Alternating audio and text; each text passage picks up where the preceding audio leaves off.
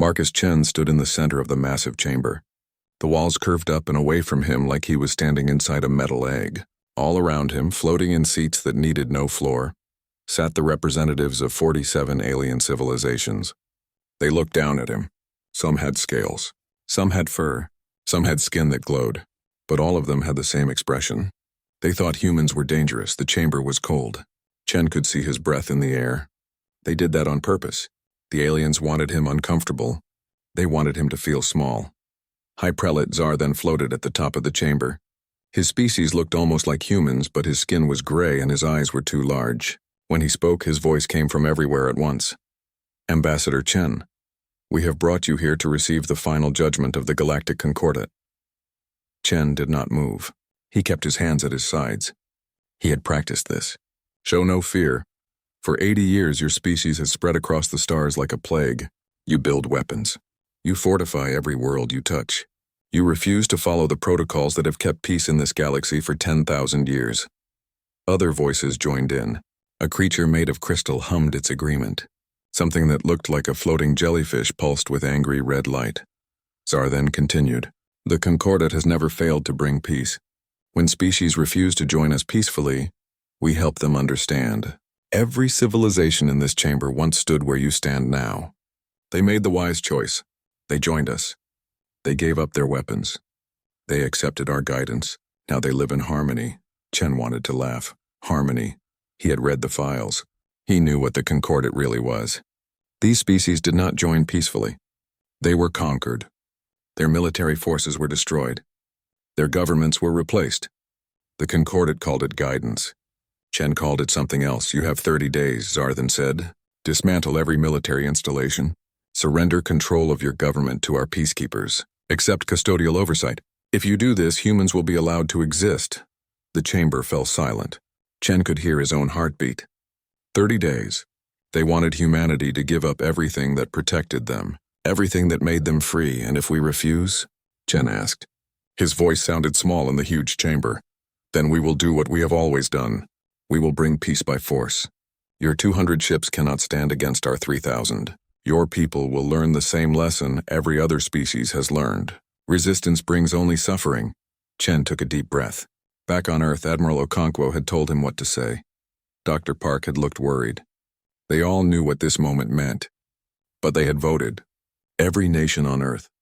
Every colony on Mars and Europa and Titan. The vote was the same everywhere. Humanity would not kneel. High Prelate, Chen said clearly, I have been authorized to deliver Earth's response. The aliens leaned forward. They expected surrender. They always got surrender. The people of Earth thank you for your offer. We decline. Gasps echoed through the chamber. The jellyfish creature turned bright red. The crystal being made a sound like breaking glass. You decline? Zarthan's voice was not calm anymore. You do not understand what you are refusing. We are offering you survival. No, Chen said. You are offering us slavery. We have studied the Concordat for 80 years. We know how you treat the species you guide. We know that 23 of the civilizations in this chamber tried to leave the Concordat. We know what you did to them. Zarthan's face showed no emotion. Those species learned that the Concordat ensures peace. Without us, there is only chaos and war. Then let me make our position clear, Chen said. He pulled out a small data pad. He had memorized the words, but he wanted to read them exactly right. These words would be in history books forever. Humanity offers the Concordat a mutual defense pact. We will share our technology. We will trade freely. We will open our culture to exchange with yours. We will defend you if you are attacked. We will work together to explore the galaxy. He looked up from the pad. But we will not surrender our freedom. We will not give up our right to defend ourselves. We will not become another species that exists only with your permission. The chamber erupted. Aliens shouted in languages Chen did not understand. The translation system struggled to keep up. But the meaning was clear. They were angry. They were shocked. No one had ever said no before. Jar then raised one hand. The chamber fell silent. You are making a mistake that will cost billions of lives. Your lives. The Concordat has brought order to this galaxy. We have ended wars. We have created peace. If you refuse our help, we will be forced to make you accept it. Chen felt something cold settle in his stomach. This was really happening. In 30 days, the largest war humanity had ever faced would begin. We do not want war, Chen said, but we will not trade our freedom for peace. If the concordat cannot accept an alliance of equals, then we have nothing more to discuss. Tsar then stared at him for a long moment. Very well. 30 days, Ambassador Chen. 30 days to change your mind. After that, we will come, and we will show you what happens to species that refuse the gift of peace. The floor beneath Chen began to glow. He was being transported back to his ship. As the chamber faded away, he saw the faces of 47 civilizations. They looked at him with pity. They thought he had just killed his entire species. Maybe he had. The transport beam deposited him in his ship. His aide, Lieutenant Rodriguez, was waiting. Ambassador? What did they say? Chen walked past her to the pilot's chair. Get us back to Earth. We have 30 days to prepare for war. As his ship turned away from the concordat station, Chen looked back at the massive structure. It was beautiful. A perfect sphere covered in lights hanging in space above Earth. In 30 days it would still be there. But everything else would change. He opened a secure channel to Earth. Admiral Okonkwo's face appeared on the screen. They refused? She asked. They did not refuse. They gave us 30 days to surrender or be destroyed. Okonkwo's expression did not change. She had expected this. Then we proceed with the plan. Sarah, Chen said quietly. We are going to lose a lot of people. I know, but we will not lose our freedom. She paused. Get back here. We have work to do. The channel closed. Chen sat in his pilot's chair and watched Earth grow larger on his screen. Somewhere down there, 7 billion people were going about their lives. In 30 days, everything would change for them. He thought about his daughter. She was 12. She lived in Toronto with her mother. Would she have a future? Would any human child have a future? Then he remembered something his grandfather had told him. His grandfather had fought in the Third World War. He had seen terrible things, but he had also seen humanity survive. We are stubborn, his grandfather had said. We do not give up. Even when we should. Especially when we should, Chen smiled.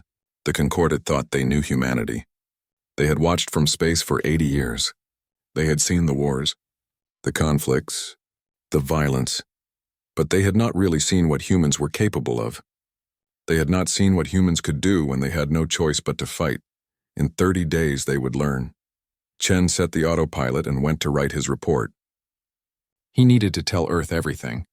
Every detail, every word. Humanity had 30 days to get ready.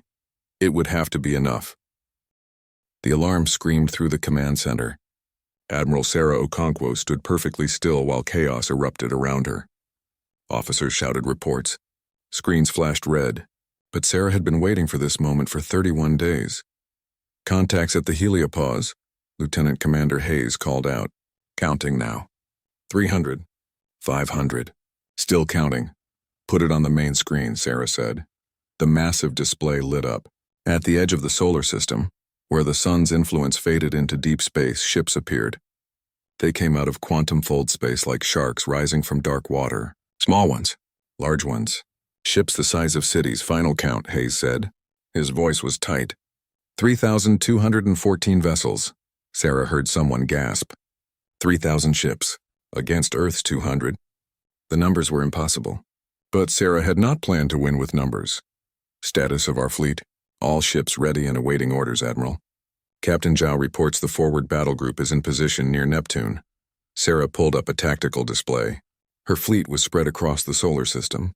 It looked scattered, weak, that was the point. Send to all ships. Execute Protocol Winter. Protocol Winter acknowledged, Hayes confirmed. On the screen, the concordat fleet began to move. They came fast, arrogant, they had never lost a battle. They did not expect to lose this one. Sarah's command ship hung in high orbit above Mars. Around her, the other command staff worked quietly. They had trained for this. They knew the plan. But knowing and doing were different things. A communication request came through. Sarah nodded to Hayes. The face that appeared on screen was High Prelate Tsar then. He looked almost sad. Admiral Okonkwo, I see your fleet is mobilizing. This is your final chance to avoid bloodshed. Order your ships to stand down. Accept the concordat's terms. Your species can still survive this. Sarah met his eyes. High Prelate, you could still turn your fleet around. Go home. Let us coexist in peace, and you know I cannot do that. The concordat has rules. You have broken them. Then I guess we will fight, Sarah said. It will be a short fight, Sarthan replied. I am sorry. The channel closed. All ships report ready, Hayes said. They are crossing Jupiter's orbit. Sarah watched the tactical display. The concordat fleet moved in perfect formation. Beautiful, precise, they were so confident. Order Captain Zhao to fall back. Make it look panicked. Hayes relayed the command. On the display, the human ships near Neptune began to retreat. They scattered. Some fired their weapons at extreme range, missing badly. It looked like they were afraid. The concordat fleet accelerated. They smelled blood. They are entering the belt, Hayes said quietly. The asteroid belt. Millions of rocks orbiting between Mars and Jupiter. The concordat fleet spread out to navigate through it. Their formation loosened. They were being careful but not worried. Why would they worry about rocks? Sarah counted silently. 3, 2, 1. Execute belt protocol. All across the asteroid belt, thousands of asteroids suddenly moved. What looked like civilian mining platforms rotated. Panels fell away. Hidden weapons emerged. For 40 years, humanity had been mining the asteroids. Everyone knew that. What they did not know was that every mining platform was also a weapons platform. Every mining drone could become a missile. Every refinery had railguns hidden in its structure. The first barrage caught the concordat, completely by surprise. Tungsten rounds traveling at a significant fraction of light speed punched through shields that were not raised. Missiles that had been disguised as mining charges detonated inside enemy formations. Mining lasers designed to cut rock focused their beams on ship hulls. Confirmed hits, Hayes reported. His voice was excited now. Enemy ships breaking formation, counting. Over 400 enemy vessels disabled or destroyed. 400 ships, in less than 2 minutes. But there were still almost 3,000 left. The concordat fleet regrouped. Their shields came up. They began firing back at the asteroid platforms. Massive energy beams vaporized mining stations. Missile salvos turned hidden weapons into clouds of debris, but the damage was done. The concordat had learned their first lesson about humans. We prepare. Second wave incoming, Hayes warned. They are angry now. Sarah could see it on the tactical display. The concordat fleet had stopped trying to move carefully. They burned straight through the belt, destroying everything in their path. They wanted revenge. Order all remaining belt platforms to fall back to Mars orbit. Have Captain Zhao's group begin hit-and-run attacks. The human ships stopped running. They came at the concordat fleet from the sides, from behind, from unexpected angles. They would fire, then immediately fold space and appear somewhere else. They never stayed still. They never fought fair. A group of 5 human destroyers appeared behind a concordat battleship. They fired every weapon they had at the engines, then vanished before the escorts could respond. The battleship went dark and began to drift. 3 human frigates materialized inside a concordat formation. They launched mines, then folded out. The mines detonated, destroying 4 enemy ships and damaging 6 more. The concordat tried to respond. But their doctrine was built on massive fleet battles, ship to ship, line against line. They did not know how to fight an enemy that refused to stand still. They are adapting, Hayes said. Deploying screening ships, improving sensor coverage, Sarah nodded. The concordat was not stupid. They were learning fast. But the belt had cost them precious time and ships. That was all Sarah needed. In the command center, Dr. James Park worked at his own station. He was not military. He was a scientist, but right now he was the most important person in the room. James? Sarah called over. Almost ready, he replied without looking up. The lighthouse satellites are sinking now. Need another 10 minutes? You have 5. That will have to do. Sarah turned back to the tactical display. The concordat fleet was pushing forward again. They had lost ships, yes, but they still had overwhelming numbers. And now they were being careful. Shields up, formations tight. They would not be surprised again. Enemy fleet entering Mars orbital space, Hayes reported. They are spreading out. Looks like they plan to envelop our position. Standard concordat tactics. Surround the enemy. Cut off any retreat. Destroy them from all sides. Pull our ships back to Luna orbit, Sarah ordered. Make them chase us all the way to Earth. Admiral, Hayes hesitated. If we let them get that close, I know. Do it anyway. The human fleet retreated again. It looked like they were running. Desperate. Out of options. The concordat fleet pursued. Confident now. They had seen the human tricks. They had adapted. Now they would finish this. Behind them, in the asteroid belt, thousands of destroyed human installations drifted in the dark. The concordat had learned an important lesson about humanity. But it was not the lesson Sarah wanted them to learn. The real lesson was coming. "Dr. Park?" Sarah called. "Lighthouse is ready," Park said. "All satellites reporting green. Wait for my order."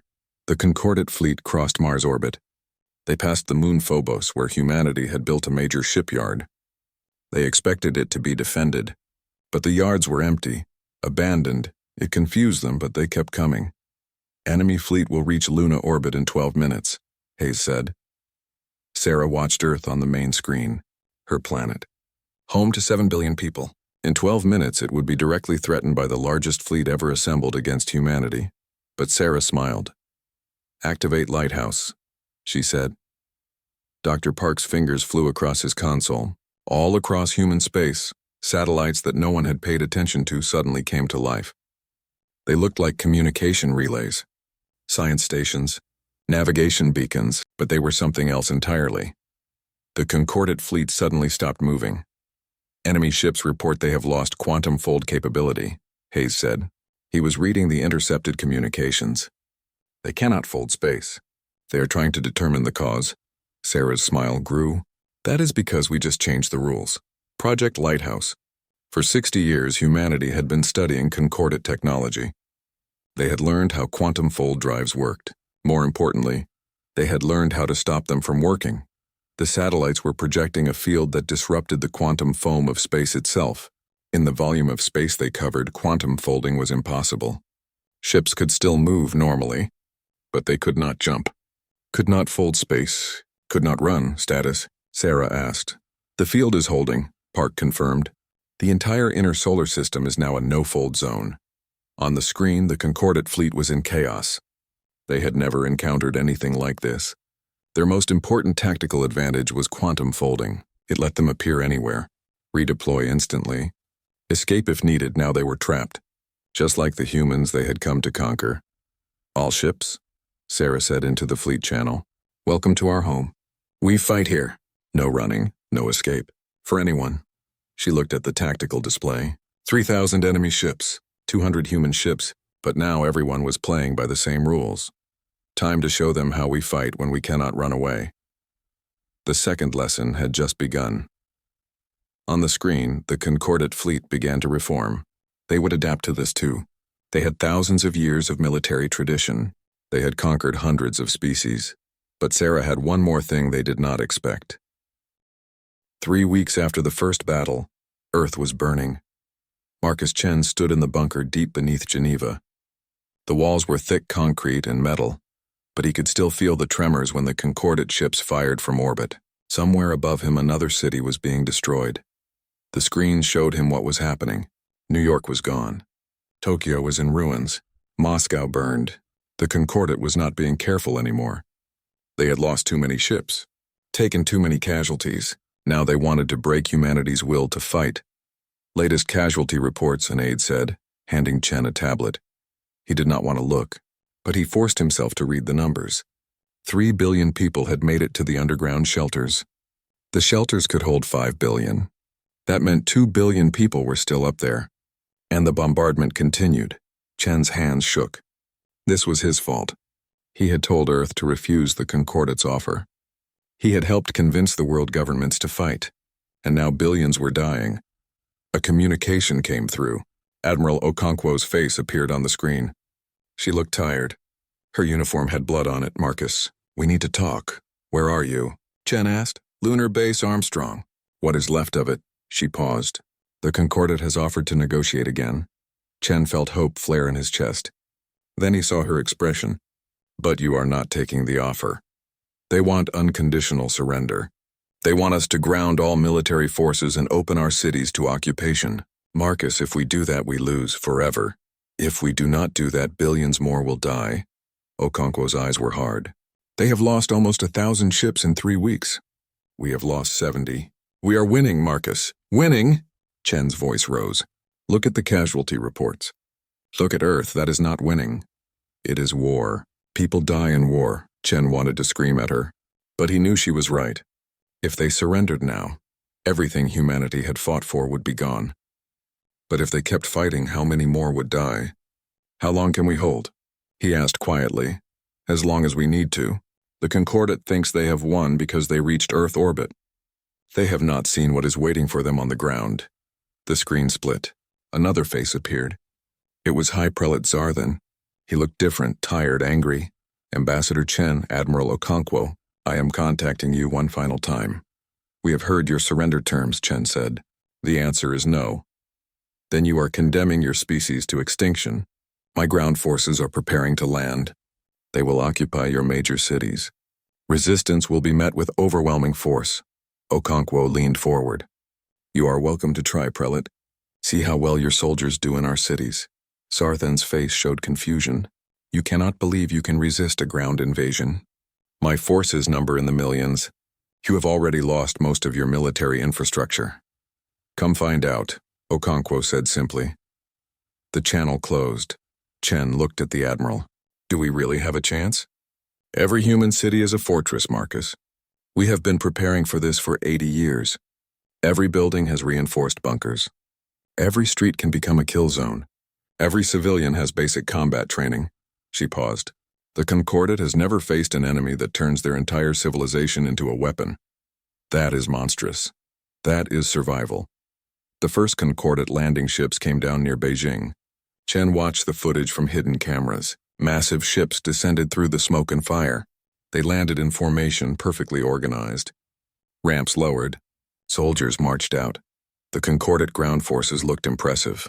Power armor, energy weapons, shields that could stop most projectiles.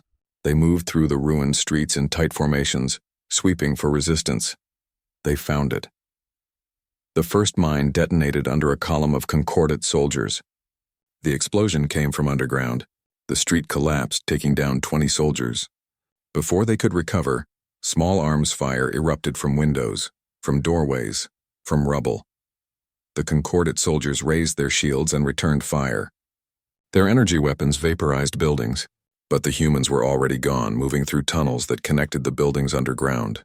More mines detonated. From above, humans dropped improvised explosives.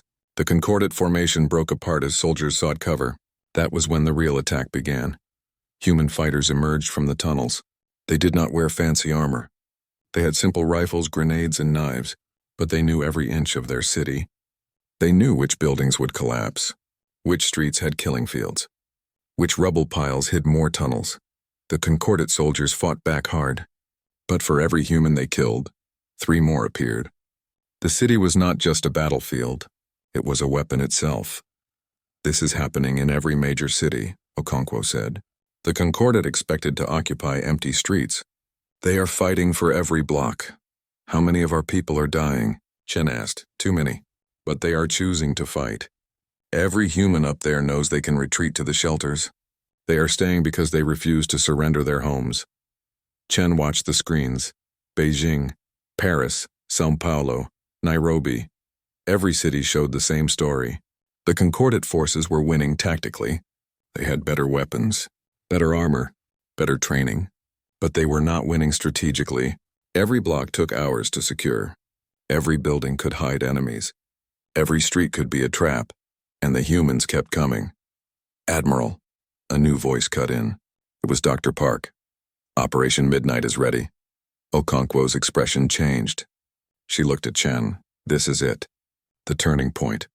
What is Operation Midnight? Chen asked. You will see. Okonkwo stood and walked to a larger display. She pulled up a star map. It showed Earth at the center, but it also showed other systems, concordat systems. For 3 weeks, the concordat has been throwing everything at Earth, Okonkwo said. They pulled ships from their border patrols, from their garrison fleets. They left their supply lines vulnerable because they thought this would be over quickly. She smiled. It was not a nice smile. They were wrong. And now we are going to show them what humans learned from 80 years of studying them. On the screen, Chen saw icons appear near 3 different star systems. Human ships. Lots of them. But these were not the same ships that had fought in the solar system. Where did those ships come from? He asked. Mars, Okonkwo said. Titan, the colonial yards. We built 2 fleets, Marcus. One to fight here. One to hit them where it hurts. Chen watched as the human ships moved toward concordat supply depots, toward fuel refineries, toward the staging areas where the concordat was preparing reinforcements. You are attacking their territory? While they are attacking us? We are showing them that this is not a local war. This is a total war. They want to destroy Earth? We will burn their supply lines, cut their reinforcements, make them choose between finishing us off or saving their own worlds. The human ships struck. They did not try to conquer. They hit hard and fast, destroying infrastructure and disappearing. Fuel depots exploded. Supply ships were crippled. Troop transports were boarded and captured. The concordat had never experienced warfare like this. They fought battles. They conquered territory.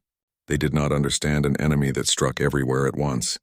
An enemy that refused to defend fixed positions.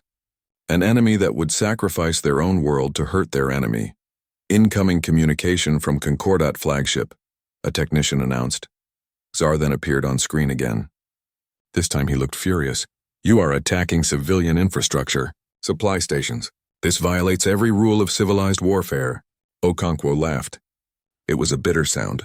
You are bombing cities full of civilians, prelate. You do not get to talk about rules. Those cities harbor military resistance, and your supply stations feed your invasion force. It seems we understand each other now. Zarthan's face showed something Chen had not seen before. Doubt. You are fighting a war you cannot win, the prelate said. Even if you hurt us, we have more ships, more soldiers, more resources. You are just prolonging the inevitable. Maybe, Okonkwo said, but we will make it so expensive that you will regret ever coming here. Every day you stay costs you more ships, more soldiers, more supplies. How long before your concordat starts asking if Earth is worth the price? Zarthan did not answer. The channel closed. Chen looked at Okonkwo. We are bleeding them. Yes, but we are bleeding too. It is a race now. Can we make them quit before they destroy us? Can we hurt them enough that they decide peace is cheaper than victory? And if we cannot? Okonkwo's expression was grim. Then we all die. But we die free. On the screens, the battle for Earth continued. In orbit, human ships and concordat vessels exchanged fire. On the ground, human fighters contested every street. Across the galaxy, human raiders struck at concordat supply lines. Chen thought about his daughter. Was she still alive? Was anyone he knew still alive? But then he thought about what would happen if they surrendered. His daughter would grow up in a world controlled by the concordat. She would live knowing that humanity had given up, that they had chosen survival over freedom. Chen made his decision. Admiral, what do you need from me? I need you to tell our story. Use every channel you can access. Show the galaxy what is happening here. Show them that humanity refuses to kneel. Show them that the concordat bleeds. You want to turn this into propaganda? I want the truth to be heard. The concordat tells the galaxy they bring peace. Let the galaxy see what their peace looks like. Chen nodded. He had a job to do. Dr. James Park had not slept in 40 hours. His eyes hurt. His hands shook when he held his coffee. But he could not rest, not yet. Not when everything depended on what he was about to do. He stood in the command center with Admiral Okonkwo and Ambassador Chen. Around them, technicians monitored systems that nobody outside this room knew existed. Are you sure this will work? Chen asked. Park wanted to say yes. He wanted to be confident. But he was a scientist. He dealt in probabilities, not certainties. The math works, he said. The simulations work. The small-scale tests worked. But we have never done this at full power, never across this much space. That is not an answer, James, Okonkwo said. Then no, I am not sure. But I am confident enough to try. On the main screen, the war continued. 4 weeks now. The concordat had landed ground forces on every continent. They controlled most of the major cities, but they held them at terrible cost. Every block was a battlefield. Every building a fortress. In orbit, the space battle had turned into a brutal grind. The concordat had lost over 1,500 ships. Humanity had lost 120.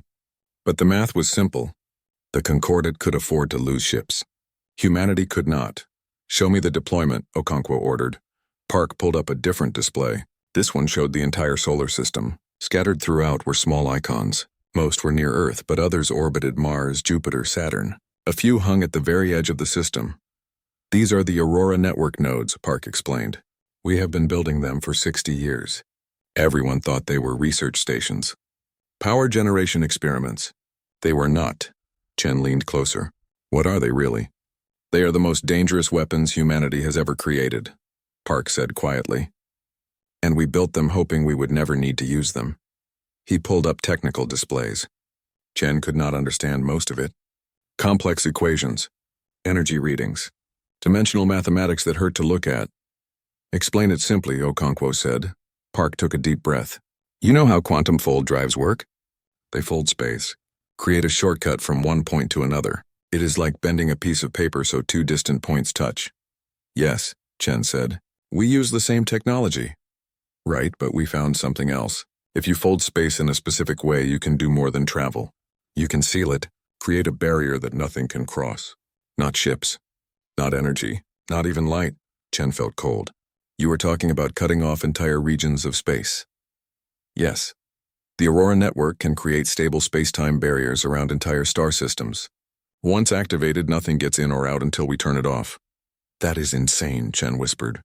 The energy requirements alone. That is why it took 60 years to build. Each node taps directly into zero-point energy. The quantum vacuum itself. It is unlimited power as long as the nodes hold. Okonkwo pulled up another display. Show him the targeting. Park highlighted 3 star systems. All of them were concordat homeworlds. Major population centers, industrial hubs. We have built Aurora nodes near their most important systems. They never noticed. Our nodes looked like navigation beacons, communication relays. They have been there for decades, Chen understood. If you activate those nodes, we seal their home systems, cut them off from the rest of the galaxy. They will be safe inside, but they will be trapped. And the concordat fleet here will be cut off from reinforcements, from supplies, from home. How long can you maintain the barriers? As long as we need to.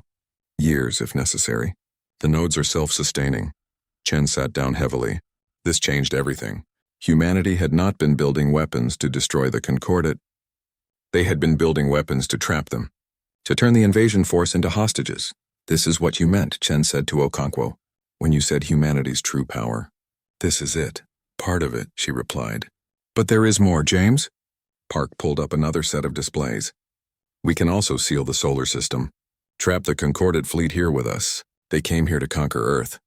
But if we activate the solar Aurora network, they cannot leave, cannot retreat, cannot call for help. You are going to imprison them here, Chen said. Force them to negotiate. Or force them to die here, Okonkwo said. Either way, the war ends, a technician called out.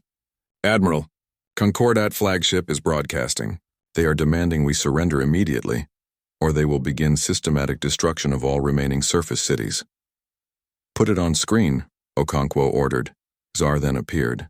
He looked exhausted. Behind him, Chen could see the Concordat bridge crew. They looked worried. Admiral Okonkwo, Ambassador Chen, you have fought well, better than any species we have faced. But it ends now. You have lost. Your fleet is broken. Your cities are occupied. Surrender and we will spare your remaining population. Okonkwo smiled. It was not a nice smile. High Prelate, thank you for the offer, but I have a counter-proposal. You surrender and we will let you go home. Zar then laughed. It sounded bitter. You jest. We control Earth orbit. We have troops on the ground. We have cut you off from your colonies. How exactly do you expect to force our surrender? Dr. Park, Okonkwo said. Show him. Park's fingers moved across his console. All across the solar system, the Aurora nodes activated. They had been running on standby for weeks. Now they came to full power. On the concordat flagship, alarms began to sound. Zar then turned to his crew. Report. Prelate. We are detecting massive energy buildups throughout the system. Unknown source. Unknown type. Zar then turned back to the screen. What have you done? We have changed the rules, Okonkwo said calmly. In approximately 60 seconds, a space-time barrier will seal the solar system. Nothing will be able to enter or leave. Your fleet will be trapped here with us. That is impossible. No species has that technology. We do, Park said. We have had it for decades. We just never told anyone. Chen watched Zarthan's face change. The prelate was not stupid. He understood what this meant. You are bluffing, Zarthan said, but his voice was uncertain. James, activate the outer barrier, Okonkwo ordered. Park touched his console. At the edge of the solar system, The Aurora network nodes released their energy. Space itself bent, twisted, sealed. On the concordat ships, every sensor went crazy. Officers shouted reports. Ships tried to activate their quantum fold drives. Nothing happened. Space itself had changed. Folding was impossible. Confirmed, a concordat officer shouted. We cannot fold space beyond the heliopause. Something is blocking quantum fields across the entire barrier. Zarthan stared at the screen. You have trapped us. Yes, Okonkwo said. And that is just the beginning. James, show him the rest. Park pulled up the star map. He highlighted the 3 concordat home systems. These are your most important worlds. Your industrial centers. Your seat of government. In 2 minutes, we will activate Aurora barriers around each of them. You would not dare. Try us, Okonkwo said. Your fleets cannot reach them. Your trade routes will be cut. Your empire will be split into isolated fragments. All because you refuse to accept humanity as equals. Chen watched Zarthan process this. The prelate looked at his officers. They looked terrified. You are threatening billions of innocent civilians, Zarthan said. We are threatening to isolate them, Okonkwo corrected. They will be safe. They will have everything they need inside their systems, but they will be cut off from the rest of the galaxy. Just like you cut us off. This is madness. This is war, prelate. You started it. We are finishing it, Chen stood. High Prelate Zarthan. Humanity did not want this. We offered you peace, alliance, cooperation. You refused. You demanded we surrender our freedom. You came here to conquer us, to break us, to make us slaves, he paused. We built these weapons decades ago. We could have used them at any time. We could have sealed your homeworlds first and held them hostage. But we did not. We chose peace. We chose to offer you partnership instead of war. You saw this as weakness, Okonkwo continued. You thought we were afraid, that we could not fight. You are wrong. We can fight. We built weapons that could end civilizations. We just chose not to use them until you forced our hand. Zarthan said nothing. Chen could see the prelate's mind working, calculating, trying to find a way out. What do you want? Zarthan finally asked. Peace, Chen said simply. Real peace. Not the peace you offer where you control everything and everyone else obeys. We want a peace between equals. The concordat will never accept. The concordat has no choice, Okonkwo interrupted. Your fleet is trapped here. Your homeworlds are about to be isolated. Your empire is about to fall apart. You can either negotiate with us now or you can watch everything you built crumble. Park pulled up another display. It showed concordat territory. Already communication channels were lighting up. Other species, the ones the concordat had conquered centuries ago. They had heard Chen's broadcasts. They had watched humanity fight. And now they were seeing the concordat weak, vulnerable. Your subjects are restless, prelate, Chen said softly. How many of them joined the concordat because they wanted to? And how many joined because you forced them? What happens when they realize you cannot enforce your rule anymore? On the display, rebellions were starting. Small at first. A colony refusing orders. A species declaring independence. But it was growing. Zarthan saw it too. His face went pale. You have destroyed everything, he whispered. The galaxy watched. On 1,000 worlds, people gathered around screens to see what humanity had done. They watched the broadcast from Earth. They saw the Aurora barriers shimmer into existence around concordat home systems. They heard Ambassador Chen's words echo across the stars, and they began to ask questions.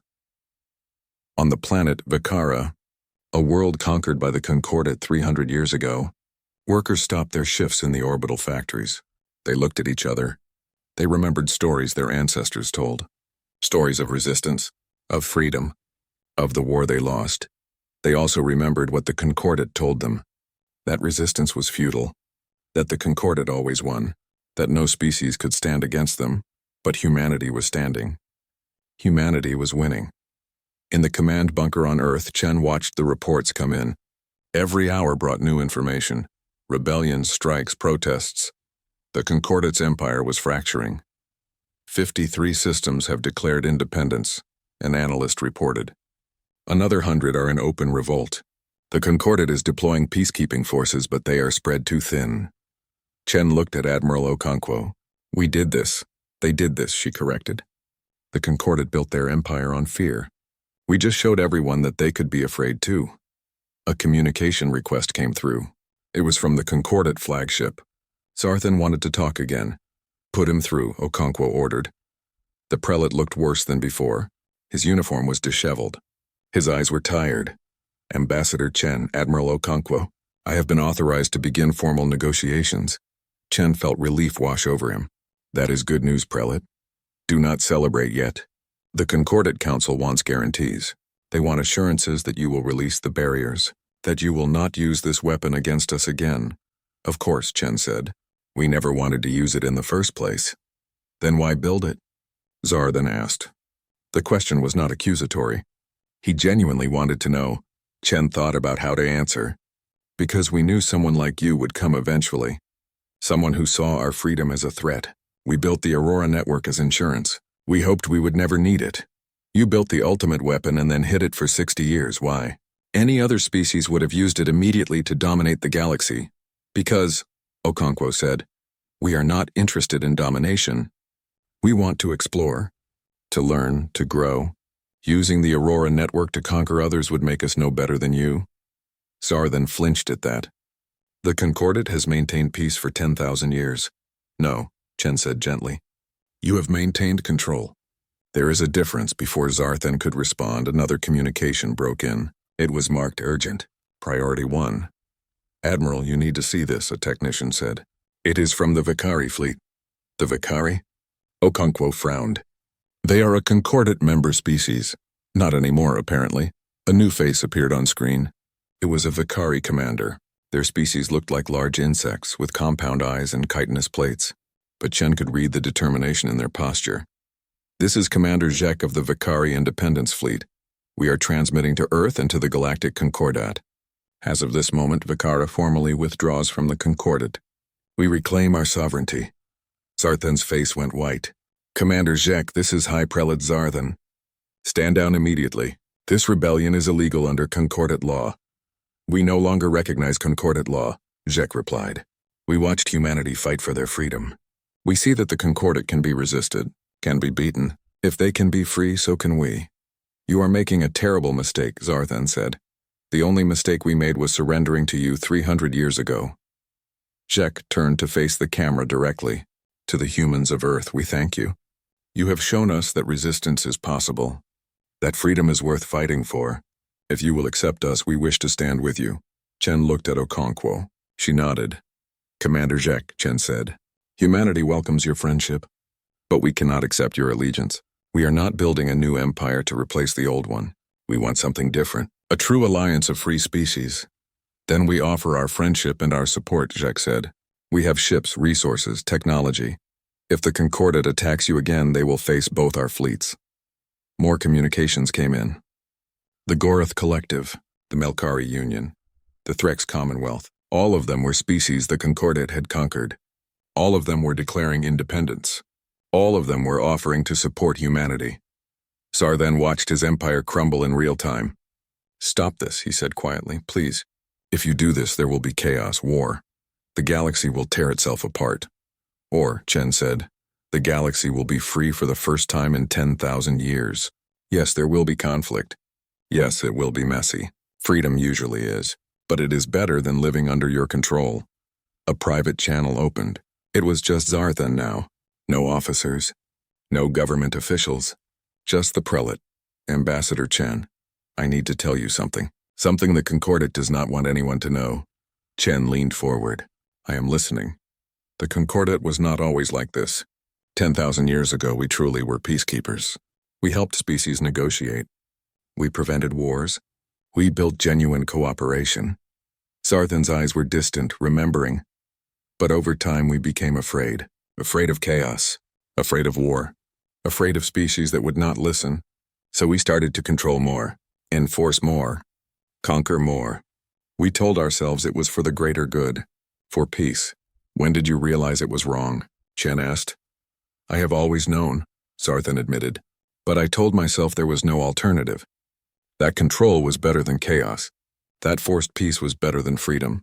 He looked directly at Chen. You have proven me wrong, and I am glad. What will you do now? Chen asked. I will try to convince the Concordat Council to accept your terms. To release the conquered species. To build something new. He paused.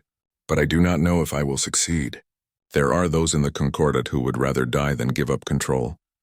Then we will deal with them if we must, Okonkwo said, rejoining the conversation. But we would prefer to work with you, Prelate. You are not our enemy. You never were. The system you serve is the enemy. Xar then nodded slowly. I will do what I can. The channel closed. Dr. Park entered the command center. He looked excited. Admiral, I have something you need to see. He pulled up technical readouts. We have been monitoring the Aurora barriers. They are working perfectly, but I noticed something interesting. Other species are studying them, trying to understand how they work. That was inevitable, Okonkwo said. Yes, but look at this. Park highlighted several data streams. The Vakari, the Gorath, even some concordat scientists. They are not trying to copy the barriers. They are trying to understand the principles. They want to learn. Chen saw where this was going.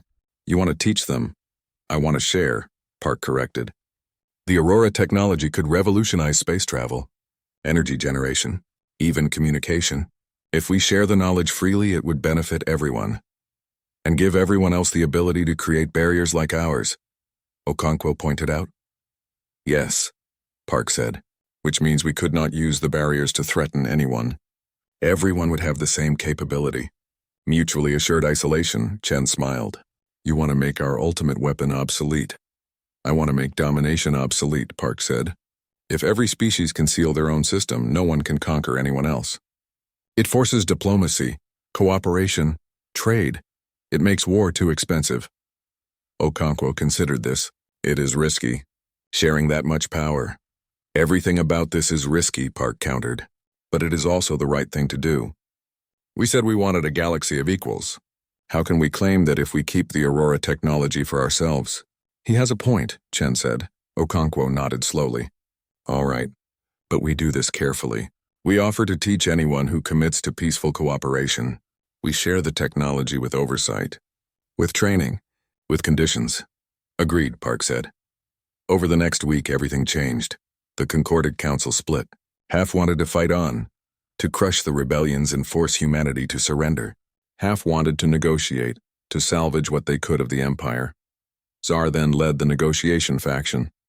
He opened formal talks with Chen and representatives from the newly independent species.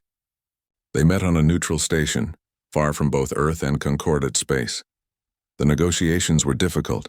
The Concordat demanded guarantees, protections. They wanted assurances that the species they had ruled for centuries would not seek revenge. The independent species demanded reparations, apologies, justice for the crimes committed against them. Chen worked to find middle ground.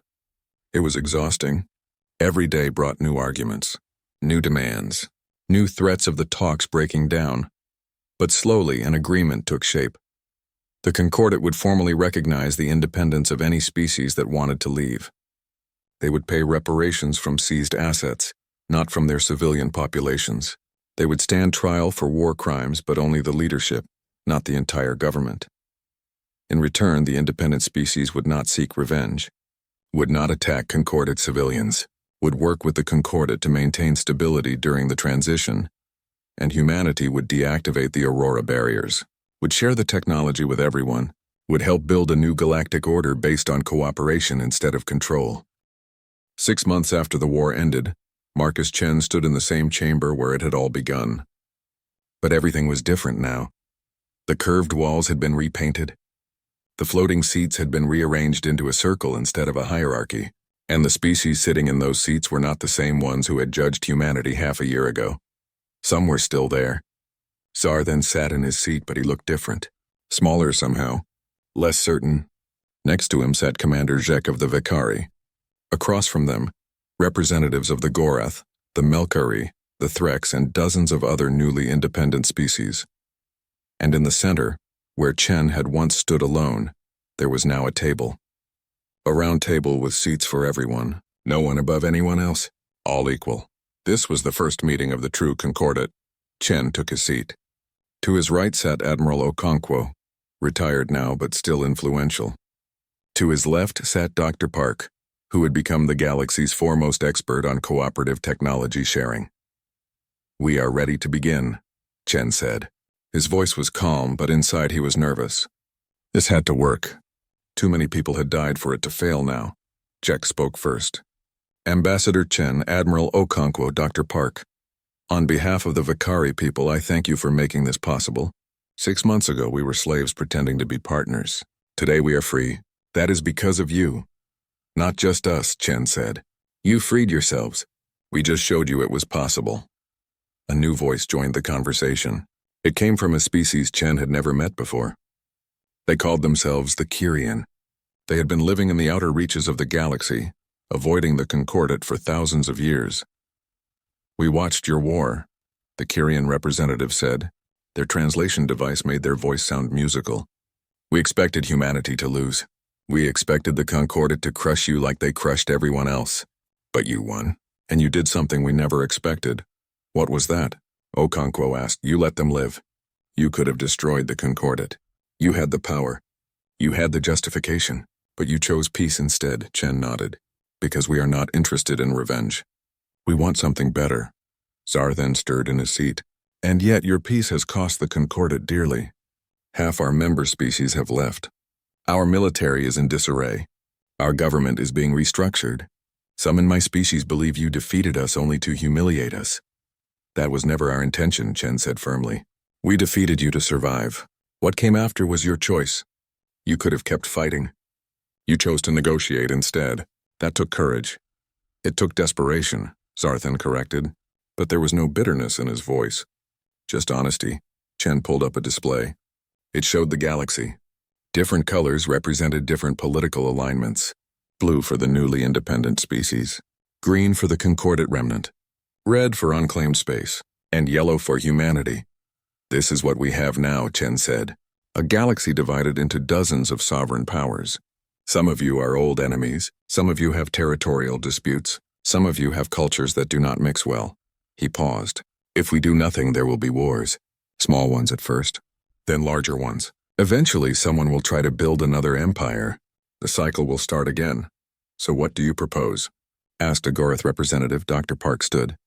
We propose something that has never existed in this galaxy. A true alliance. Not an empire disguised as cooperation. Not a hegemony hiding behind the word concordat. A real partnership of equal species. He pulled up technical displays. We have already begun sharing Aurora technology. 20 species now have the ability to seal their own systems. That means no one can conquer anyone else by force. But it also means we need new ways to resolve conflicts. Diplomacy, Chen said. Trade, cultural exchange. We need to build connections that make war unthinkable. Not because it is impossible, but because it is undesirable.